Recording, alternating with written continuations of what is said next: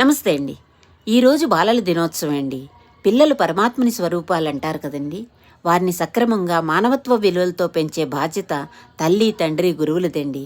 ఈ విషయంలో 2 రోజుల క్రితం జరిగిన ఓ సంఘటన మీతో చెప్పాలనిపిస్తుందండి.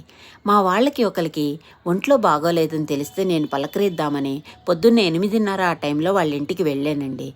ఆవిడికి చిన్న సర్జరీ అయిందండి. అతను ఇంకా డ్యూటీ నుంచి ఇంటికి రాలేదండి. అయితే వాళ్ళకిద్దరు పిల్లలండి. బాబుకి 11 సంవత్సరాలు, పాపకి 9 సంవత్సరాలండి. వాళ్ళకి వెనక ముందు సహాయం చేయడానికి ఎవ్వరూ లేరండి. అయితే నేను వెళ్ళేసరికి ఆవిడ పడుకుని ఉన్నారు.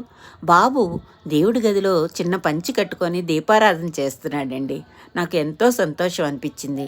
అలాగే పాప వంటగదిలో వాళ్ళ అమ్మ వండిన అన్నంలో కొంచెం పెరుగు వేసుకుని కలుపుకొని క్యారేజీ సర్దుకుంటుందండి. వాళ్ళు స్కూల్కి వెళ్ళాలి కదండి. నాకు ఇది చూసి చాలా ఆనందం, ఎంతో సంతోషం కలిగిందండి. పిల్లల్ని బాధ్యతగా, పరిస్థితులను అర్థం చేసుకునేటట్టు పెంచిన ఆ తల్లి, తండ్రి ఇద్దరికీ ధన్యవాదాలు చెప్పి నేను వెనుతిరిగానండి.